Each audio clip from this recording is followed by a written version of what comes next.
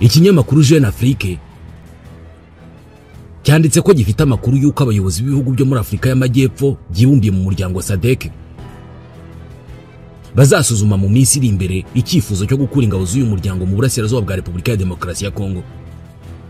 Amakuru avuga ko abasirikare ba SADC bari mu burasirazuba bwa Kongo bamaze ukwezi n'igice bagoswe n'abarwanyi ba M23 aho badashobora kugira icyo bakora.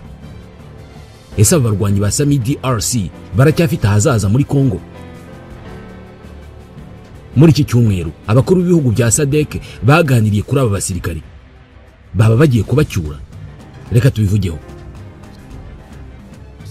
Ingabo zoherejwe mu burasirazuba bwa Repubulika ya Demokarasi ya Kongo n'umuryango w'iterambere w'ibihugu byo muri Afrika y'Amajyepfo SADC zishobora kuba zirimo gusoza ibikorwa byazo mu kigo cya gisirikare cya Sake mu majyaruguru y'uburengerazuba bwa Goma. Ubuzima n'ubushobozi bw'iyi nkunga ya gisirikare bwaganiriweho mu nama yakozwe hifashishijwe ikoranabuhanga yabaye kuwa 4 ku itariki ya 6 y'ukwezi kwa 3 yitabirwa n'abakuru b'ibihugu bya SADC. Muri iyo nama hagaragayemo ibihugu bitatu bifite ingabo muri SAMIDRC aribyo Tanzania yari hagarawe na President Samia Suluhu Hassan birumvikana, hari Lazarus Chakwera wa Malawi ndetse na Cyril Ramaphosa wa Afrika y'Epfo, igihugu gitanga ingabo nyinshi muri ubu butumwa. Hanitabiriye kandi Hakainde Hichilema wa Zambia na Felix Tshisekedi wa Repubulika ya Demokarasi ya Kongo. Amakuru yatangajwe na Jeune Afrique ishingiye ku makuru yatanzwe n'uwakurikiranye iyo nama yabaye hifashishijwe ikoranabuhanga yemeza ko ibi bihugu byasabye ko kohereza ingabo za SAMIDRC muri Kongo biba bihagaritswe. Jeune Afrique yavuganye n'umwe mu bayobozi bakuru muri Presidence ya Repubulika ya Demokarasi ya Kongo, aribwira ati amahitamo yose yarasuzumwe muri iyo nama.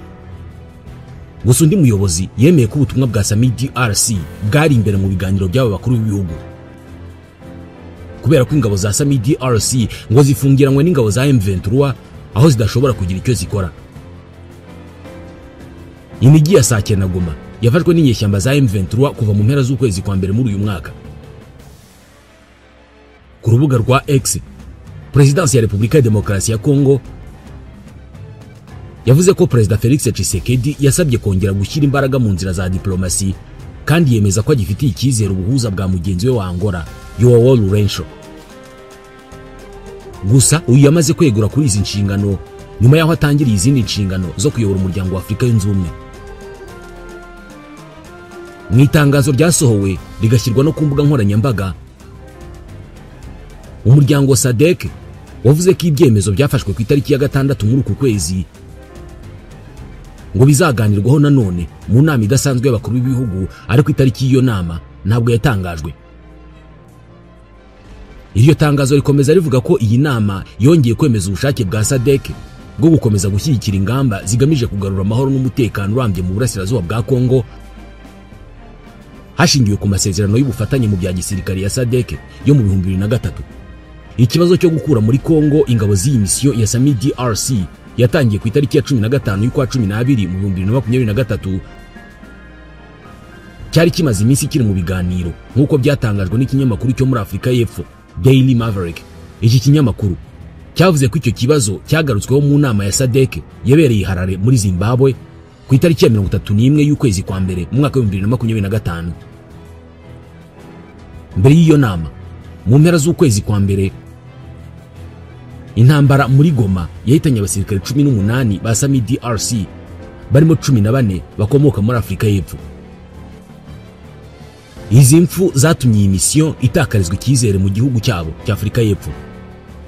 Abari muri politike banenze ko ingabo za Afrika y'Epfo ngo zidafite ubushobozi bwo kwinjira muri iyi ntambara. Mu kwinjira muri iki kibazo cya gisirikare, Pretoria yanagiranye ibibazo n'u Rwanda rushingiye ku birego bivuga ko SAMIDRC ari ingabo zifite intego yo kurwana ku ruhande rwa FDLR na leta ya Kongo mu mugambi bafite wo guhirika ubutegetsi bw'u Rwanda. Nubwo yanenzwe cyane, President Cyril Ramaphosa yemeje ku mugaragaro ko akomeje gushyigikira Repubulika ya Demokarasi ya Kongo mu ntangiriro z'ukwezi kwa kabiri. Ati kugarura amahoro arambye mu burasirazuba bwa Kongo no muri aka karere bisaba ubushake bwa rusange bw'umuryango mpuzamahanga. ati Afurika y'Epfo ntabwo izigera ireka gushyigikira abaturage ba Kongo. Nubwo ari perezida w'igihugu, Ramaphosa ntabwo ashobora gufata icyemezo wenyine cyo guhagarika iyo misiyo. Ariko niharamuka hafashwe umwanzuro wo gukura ingabo za Afurika y'Epfo muri Kongo kandi ntizisimbuzwe izindi, ngo bizaba bisobanuye ko iyo misiyo irangiye burundu. Pretoria ni itanga ingabo nyinshi muri Sami DRC. Izi ngabo zifasha igisirikare cya Kongo mu rugamba rugamije guhangana n'umutwe wa M23. Ariko kandi uru ruhare rw'ingabo za Afurika y'Epfo muri iyi ntambara ntabwo rwakiriwe neza muri Afurika y'Epfo. Ingabo zacu ntizishoboye no kurinda amashu. Ni amagambo ya Julius Malema, umuyobozi w'ishyaka Economic Freedom Fighters. Yavuze ubwo yasabaga ko ingabo za Afurika y'Epfo zavanwa muri Repubulika ya Demokarasi ya Kongo. Yabitangaje mu kiganiro n'itangazamakuru ku itariki ya 15 y'ukwa kabiri mu 2024 ubwo yari mu bikorwa byo kwiyamamaza. Gusa ntiyamaganye igitekerezo cyo gushyigikira Repubulika ya Demokarasi ya Kongo, ahubwo yagaragaje impungenge z'uko Afurika y'Epfo idafite ubushobozi buhagije bwo kwinjira muri iyo ntambara.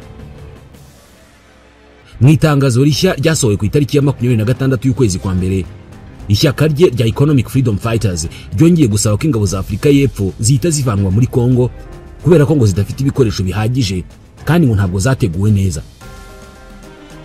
Itangazo ryasohowe ku itariki ya 25 y'ukwa mbere rigaragaza urupfu rw'abasirikari 9 bo muri Afurika y'Epfo bari muri misiyo ya Sami DRC, ryatanzwe n'umuryango w'iterambere w'ibihugu byo muri Afurika y'Amajyepfo SADC, byagaruye umujinya mu banyafurika y'Epfo. Buri gihe Afurika y'Epfo yatakazaga abasirikare harimo na 5 bapfuye mu 2024, ikiganiro kijyanye n'ubushake bwo kuguma muri Kongo cyarasubukurwaga. Mu ntangiriro z'ukwezi kwa karindwi mu 2024, Minisitiri wungirije w'ingabo muri Afurika y'Epfo Bantu Holomisa, wigeze no kuba general mu gisirikare cya Afurika y'Epfo, yari yasobanuye mu kinyamakuru Sunday Times ko imikorere ya Sami DRC ifite intego zo kwirinda gusa itari ihuye n'ibikenewe kubera ko ukurikije uburyo ibitero byari byiyongereye ngo byasabaga ibikoresho byinshi kurushaho. Mu ntangiriro z'ukwezi kwa kabiri ubwo hari hashize igihe gito umutwe wa M23 ufashe umujyi wa Goma, ndetse ingabo za SADC ziri muri Kongo zitagishoboye kurwana, abadepite bagize komisiyo y'umutekano mu nteko ishinga amategeko ya Afurika y'Epfo basabye guverinoma yabo gukura ingabo z'icyo gihugu mu burasirazuba bwa Kongo, aho zarimo gufatanya n'ingabo za FARDC n'indi mitwe irimo na FDLR. Ku itariki ya 5 y'ukwa kabiri, Minisitiri w'ingabo wa Afurika y'Epfo Angie Moteka yitabye inteko ishinga amategeko kugira ngo atange ibisobanuro ku mpamvu ingabo z'iki gihugu zari zikomeje kugwa muri Kongo. Abadepite bavuze ko bari bahangayikishijwe n'uburyo imirambo y'abasirikare 14 b'iki gihugu bari baherutse kugwa mu mirwano izagezwa mu gihugu cyabo. Gusa ibi byaje gushoboka ariko bigoranye. Abadepite bagaragazaga ko bigoranye ko iyo mirambo yagera muri Afurika y'Epfo mu gihe ikibuga cy'indege cya Goma gifunzwe na M23 kandi iki gihugu cyarinangiye ko banyuzwa ku butaka bw'u Rwanda. Abadepite bavugaga ko kuba abandi bose barahawe inzira mu Rwanda ariko Afurika y'Epfo ikaba yarinangiye gusaba iyo nzira ngo nipfunwe kuri perezida wa Afurika y'Epfo kubera gukoresha ingabo z'igihugu cye mu nyungu ze bwite. Bongeyeho ko abasirikare ba Afurika y'Epfo bagoteye mu mujyi wa Goma no mu bigo byabo aho bagemurirwa n'umutwe wa M23 bari bahanganye mu mirwano. Abadepite babwiye Minisitiri w'ingabo n'abakuriye igisirikare cya Afurika y'Epfo ko bari bizeye kumva amakuru mashya ku basirikare b'icyo gihugu bari muri Kongo, icyo bamarayo n'igihe bazatahira. Karl Gerardus Niehaus, umwe mu bagize komisiyo y'umutekano mu nteko ishinga amategeko ya Afurika y'Epfo, yabajije guverinoma impamvu ibeshya ku byerekeye ingabo zayo ziri muri Repubulika ya Demokarasi ya Kongo. Atese niyihe mpamvu Minisitiri ndetse na Perezida murimo kutubeshya ku bikorwa by'ingabo zacu dufite muri Kongo? Kubera ko ntabwo ari ubutumwa bw'amahoro ahubwo n'ubutumwa bwo kurwana intambara.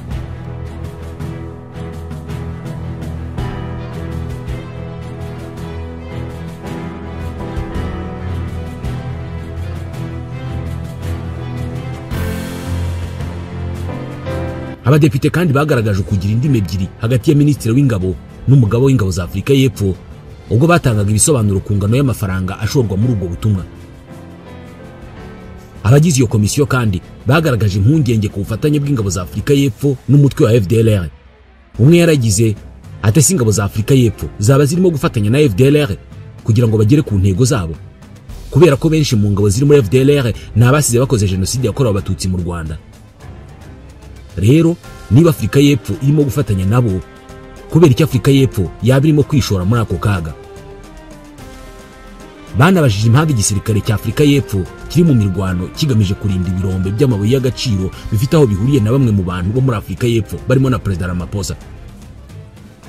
Aba basirikare ba SAMIDRC bafashije leta ya Kongo guhangana n'umutwe wa M23, ariko ntabwo ubufatanye bwatanze umusaruro wari witezwe, kubera ko ibice bya Kongo barwanagaho byarangiye biguye mu maboko ya M23.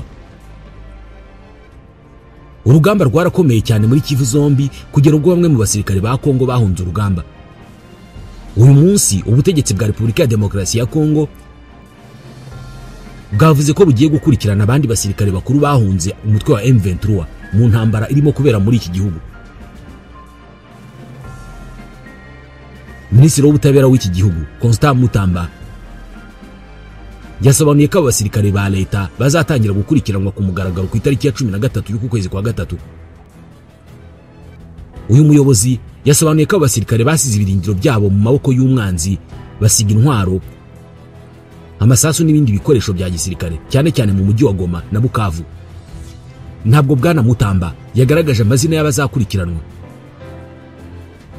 Ikizwi nuko abasirikare bakuru muri Kongo ari abafite ipeti rya majoro, lieutenant colonel, colonel, brigadier général, général major, lieutenant général na général. Umujyi wa Goma wafashwe ku itariki ya 27 y'ukwezi kwa mbere nyuma y'imirwano ikomeye yabereye mu nkengero zawo no mu mujyi wa Sake. Nyuma y'aho abarwanyi ba M23 bawinjiyemo, byagaragaye ko ingabo za Kongo zataye intwaro nyinshi kandi nini nka BM21 Grade ndetse n'indege ya Sukhoi 25. Ingabo nyinshi zari mu mujyi wa Goma zahungiye mu bigo bya gisirikare by'ingabo z'umuryango w'abibumbye, izindi zihungira mu Rwanda ndetse hari n'izishyikirije M23. Ubwo abarwanyi ba M23 binjiraga mu mujyi wa Bukavu kuva ku itariki ya 14 kugera ku ya 16 mu kwezi kwa kabiri, nabwo ingabo za Kongo zarahunze zita intwaro nyinshi, zimwe zitoragurwa n'abaturage bazishyikiriza M23. Abasirikare bakuru ba Kongo ndetse n'abato bari barinze umujyi wa Bukavu bahunze bajya muri teritwari ya Uvira ndetse no mu mujyi wa Kalemi mu ntara ya Tanganyika, abandi bahungira mu Burundi. Minisitiri Mutamba yavuze ko guhera ku itariki ya 7 y'uku kwezi kwa gatatu aba basirikare bose batemerewe kuva ku butaka bwa Repubulika ya Demokarasi ya Kongo kugera ubwo hazatangirwa andi mabwiriza. Usibye gukurikirana aba basirikare bahunze urugamba, guverinoma ya Repubulika ya Demokarasi ya Kongo yanemereye miliyoni 5 z'amadolari ya Amerika uzayifasha gufata abayobozi bakuru b'ihuriro AFC M23 rigenzura ibice bya Goma na Bukavu. Ni itangazo ryasohowe na Minisitiri w'ubutabera Constant Mutamba rivuga ko abashakishwa ari umuyobozi wa AFC Corneille Nangaa, Bertrand Bisimwa uyobora M23 na General Major Sultan Makenga uyobora abarwanyi ba M23. Bwana Mutamba yagaragaje ko leta ya Kongo inashakisha abafatanyacyaha ba AFC M23 bari mu witwa Pero Luala, Irenge Baelenge n'abandi. Yemerera miliyoni 4 z'amadolari ya Amerika uzayifasha kubafata. Nangaa, Bisimwa, Makenga n'abandi bayobozi muri AFC M23 baburanishijwe badahari mu rukiko rwa gisirikare rw'i Kinshasa, bakatirwa igihano cy'urupfu mu Kwakira mu 2024 nyuma yo guhamywa ubugambanyi n'ibyaha by'intambara. Nyuma yo kumva umwanzuro w'uru rubanza, Bwana Nangaa yarasetse agaragaza ko iki gihano kigaragaza ubwoba ubutegetsi bw'iki gihugu bufitiye abarwanyi ba M23. Ati ubutegetsi bwatangiye kugira ubwoba babubona neza ko bugiye guhanguka. Ati ikinamico yiswe urubanza n'ibihano bidafututse byayitanzwemo ni ikimenyetso cy'ubwoba bw'ubutegetsi bwabuze pfo na ruguru busigaje kugwa. Nubwo ubutegetsi bwa Kongo bugaragaza ko bwabuze Nangaa na Bisimwa, bo bagaragaza ko baba mu burasirazuba bw'iki gihugu, cyane cyane mu mujyi wa Goma muri Kivu y'Amajyaruguru na Bukavu muri Kivu y'Amajyepfo.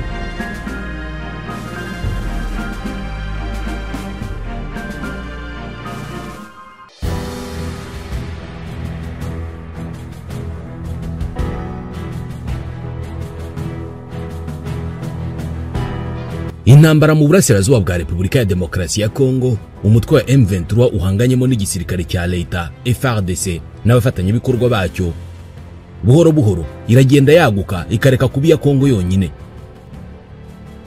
Ibihugu by'amahanga ndetse n'imiryango mpuzamahanga byamaze kwinjira muri iyi ntambara. Za raporo zabaye nyinshi bashinja ibyaha umutwe wa M23, n'u Rwanda rukomeje gufatirwa ibihano barushinja gushyigikira uyu mutwe wa M23. Intambara irahenda cyane.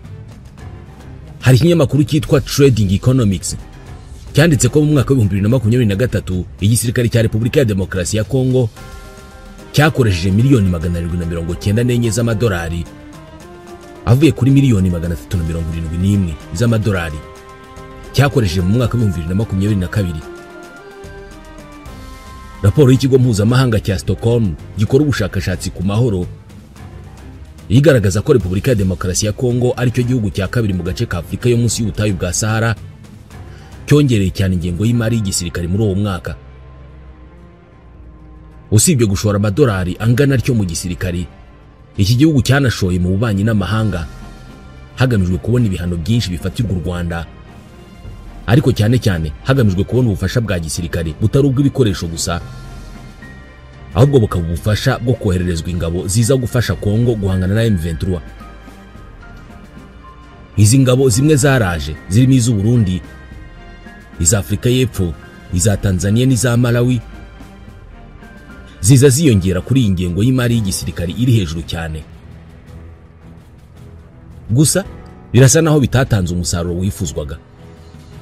Twifashishije inkuru y'ikinyamakuru Igihe, tugiye kuvuga kuri bimwe mu bihugu byegerewe na Repubulika ya Demokarasi ya Kongo mu rwego rwo gushaka uko ibyo bihugu byakohereza ingabo muri Kongo cyangwa se amafaranga yo kugura ibikoresho bya gisirikare.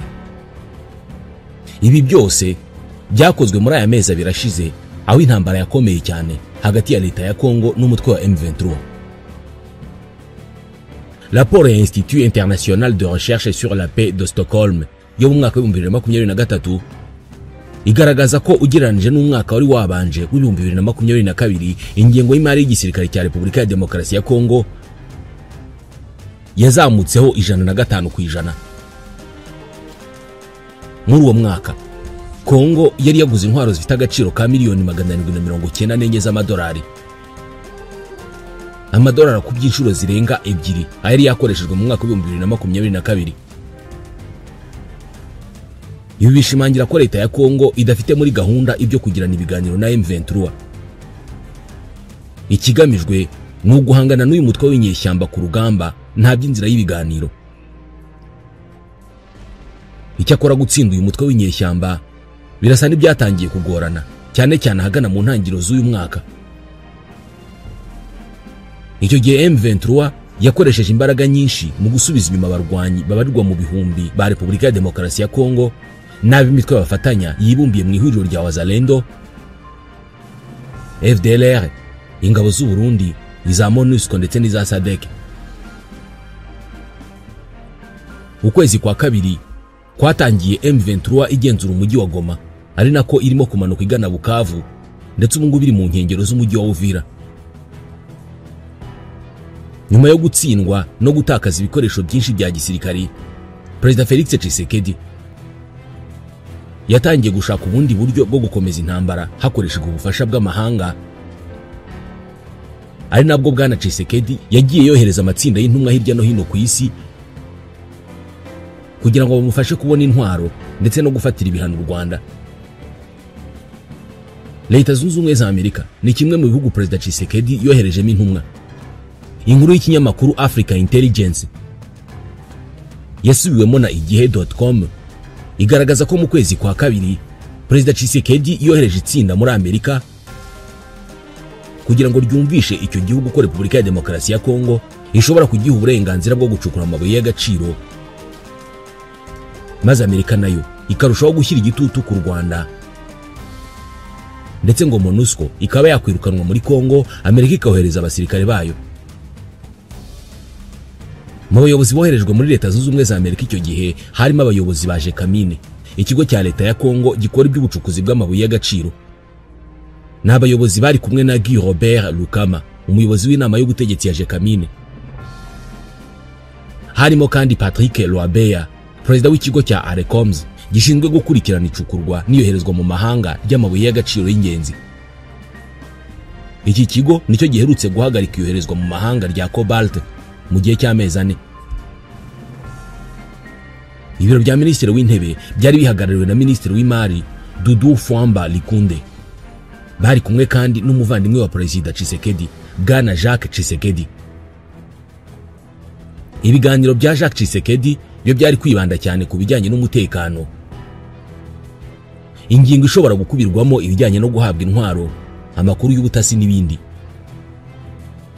Ryari itsinda rifatika ibyerekana agaciro Perezida Tshisekedi yahaga ubu butumwa.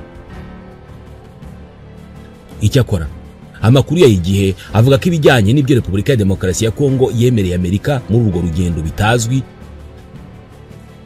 uretse ko bikekwa ko Amerika ishobora kungukira mu birombe biri mu bice bya Katanga. Ibi byerekanwa nuko Jekamine iherutse kwanga kwemeza igurishwa ry'ikigo cyitwa Shemaf. Ni ikigo cya sosiyete yo muri Leta Zunze Ubumwe z'Abarabu izwi nka Sharina Resources. Iyi sosiyete yashaka kugurisha Shemaf ku yindi sosiyete y'Abashinwa izwi nka Norin Mining, ariko Jekamine yanga kwemeza ubwo bugure. Benshi bakabihuza n'ibyo kuba Perezida Tshisekedi yifuza kureshya abanyamerika, bityo akaba arimo kwirinda guha ikaze Abashinwa. Nyuma yo kuva muri Amerika, Jacques Tshisekedi ntabwo yatinze mu mayira kubera ko yihutiye kujya Abu Dhabi muri Leta Ziyunze z'Abarabu. Muri urwo ruzinduko yaraherekejwe n'umujyanama wihariye wa Perezida Tshisekedi, Kahumbu Mandungu Bula, uzwi nka Kao. Uyu mugabo ni nawe ukora nk'umuhuza hagati ya Perezida Tshisekedi na Mohamed bin Zayed Al Nahyan, perezida wa Leta Zunze Ubumwe z'Abarabu. Intego nyamukuru y'uru ruzinduko yari ugusaba intwaro zikomeye zigomba gusimbura izigaruriwe na M23 zikanifashishwa mu gutsinda uyu mutwe w'inyeshyamba. Amakuru avuga ko Repubulika ya Demokarasi ya Kongo ibyo yasabaga Leta Zunze Ubumwe z'Abarabu byari byihutirwa cyane. Aha muri Leta Zunze Ubumwe z'Abarabu, aba bagabo bari bacumbitse muri hoteli y'inyenyeri 5 izwi nka Four Seasons Hotel Abu Dhabi, iri ku kirwa cya Al Maria rwagati mu mutima wa Abu Dhabi. Uretse gusaba intwaro, bari banitwaje impamba y'icyo bashoboraga guha Leta Zunze Ubumwe z'Abarabu mu gihe yakwemera kubaha intwaro. Abayobozi b'ikigo cya International Holding Co IHC gikora ishoramari mu nzego nyinshi ziri mu rwego rw'imari, ikoranabuhanga, ubukerarugendo n'izindi, nibo bari biteguye kwakira abanyekongo. Bari bayobowe na Tanun bin Zayed Al Nahyan, umuvandimwe wa Perezida wa Leta Zunze Ubumwe z'Abarabu, akaba n'umujyanama we mu bijyanye n'umutekano. Mu biganiro by'impande zombi, itsinda rya Repubulika ya Demokarasi ya Kongo ryabwiye abayobozi ba IHC ko bafitiye amahirwe y'ishoramari ari mu kirombe cyitwa Musonoe East, kizwiho kugira ububiko bw'amabuye y'agaciro arimo cobalt na copper. Iki kirombe giherereye mu ntara ya Lualaba iri mu majyepfo ashyira uburasirazuba bwa Repubulika ya Demokarasi ya Kongo, hafi y'agace ka Kolwezi. Gusa iri tsinda rya Repubulika ya Demokarasi ya Kongo ryavuze ko iki kirombe ngo cyaboneka ari uko IHC yemeye kwishyura miliyoni 250 z'amadolari ikabona guhabwa ibyangombwa byo kugicukuramo. Aya madolari ngo agomba kwishyurwa mbere. Icyakora ku rundi ruhande, iby'iki kirombe ntabwo ari bishya. Iki kirombe kibarwa mu mitungo ya Jekamine. Icyakora amakuru akavuga ko mu kwezi kwa karindwi mu 2021 cyari cyahawe ikigo cya Guma Group cyo muri Afrika y'Epfo, kikaba ari cy'umukire witwa Robert Gumede. Uyu nawe ni inshuti ikomeye cyane ya Nicolas Kazadi, wahoze ari minisitiri w'imari muri Kongo, n'abandi bayobozi bafite amazina akomeye muri Kongo. Amasezerano yo kwegurira iki kirombe ikigo cya Guma Group bivuga ko yari yabayeho mu buryo bw'ibanga. Amakuru akavuga ko Gumede yagiranye ibiganiro na Leta ya Kongo inshuro nyinshi, birimo n'ibyo kwifasha kubona intwaro.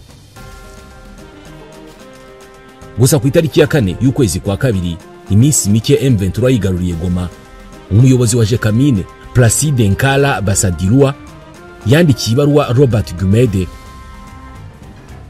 amumenyesha ko ya masezerano y'ibanga yasinywe mu kwa 7/2021 ateshejwe agaciro.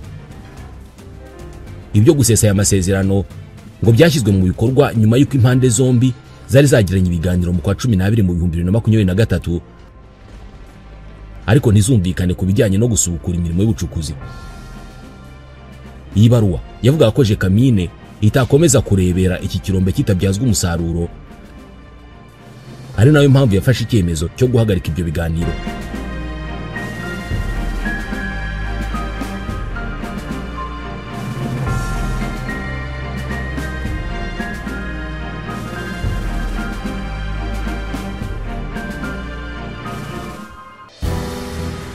Nubwo Perezida Tshisekedi yakunze kwigaragaza nk'umuyobozi ukorana n'ibihugu byo mu burengerazuba bw'isi, mu bibazo bikomeye by'intambara igihugu cye kirimo yanerekeje amaso mu bihugu nk'Uburusiya. Mu kwa kabiri yohereje itsinda i Moscow rikuriwe n'umujyanama we Theo Mbiye wakunze kuvugwa cyane mu by'ubucukuzi bw'amabuye y'agaciro muri Katanga. Amakuru avuga ko i Moscow abanyekongo batahawe icyizere ahanini hashingiwe ku rugamba rutoroshye leta y'Uburusiya nayirimo na Ukraine. Iyi ntambara ngo yatumye Abarusiya birinda kwinjira mu bindi bibazo byiyongera ku byo bafite, cyane cyane ibibazo bitoroshye kandi batamenyereye cyane nk'ibyo mu burasirazuba bwa Kongo. Mu myaka 3 Perezida Tshisekedi yari amaze arwana na M23 ntabwo yigeze atumira Chad, igihugu azi kandi afata nk'inshuti ikomeye cyane ngo kize kumufasha mu ntambara. Icyakora nyuma y'aho ibintu birushijeho gukomera ku rugamba, Perezida Tshisekedi yaje gusaba Chad kohereza ingabo ngo zimufashe guhangana na M23. Perezida Tshisekedi yegeranye cyane na Chad mu mwaka wa 2021 nyuma y'urupfu rwa Perezida Idriss Déby Itno. Icyo gihe umuryango w'ubukungu w'ibihugu byo muri Afurika yo hagati birimo na Repubulika ya Demokarasi ya Kongo byashyizeho Perezida Tshisekedi kugira ngo azafashe mu bijyanye no guhererekanya ubutegetsi mu mahoro muri Chad. Aha niho Perezida Tshisekedi yubakiye ubushuti na mugenzi we wa Chad Mahamat Idriss Déby. Ku itariki ya 18 y'ukwezi kwa kabiri, Perezida Tshisekedi yohereje Ministre Didier Mazenga Mukanzu nk'intumwa yihariye ayiha ubutumwa bwo kujyana N'Djamena byemezwa ko bwari bukubiyemo gusaba Chad kohereza ingabo muri Repubulika ya Demokarasi ya Kongo. Amakuru avuga ko Perezida Tshisekedi yasabye Mahamat Déby kumwoherereza ingabo zikamufasha gutsinda M23. Perezida Mahamat Déby nawe usanzwe ari umusirikare bivuga ko yatekereje kuri iki cyifuzo, cyane ko harimo n'ingingo y'amafaranga kandi nawe akaba yarayakeneye. Icyakora bivuga ko iki cyifuzo cyatewe utwatsi n'abandi basirikare bakuru bo muri Chad. Ngo babwiye Perezida ko ingabo za Chad zimenyereye intambara zo mu butayu ku buryo kurwana intambara zo mu mashyamba n'imisozi ari ibintu byazigora cyane. Aba basirikare kandi ngo bamusobanuriye ko bitoroshye kujyana abasirikare mu burasirazuba bwa Kongo kubera ko ari kure, ibyatuma kubagezaho ibyo bakeneye byose ngo barwane birushaho kugorana. Izi mpamvu zombi ngo zari butume aba basirikare bagorwa cyane no gukora itandukaniro ku rugamba, mu gihe nyamara na Chad itorohewe kubera ko ni igihugu kiri mu gace gakunze kubamo imitwe y'iterabwoba. Ntabwo ari ibyo gusa, Perezida Tshisekedi yashakishije n'abandi bafatanyabikorwa.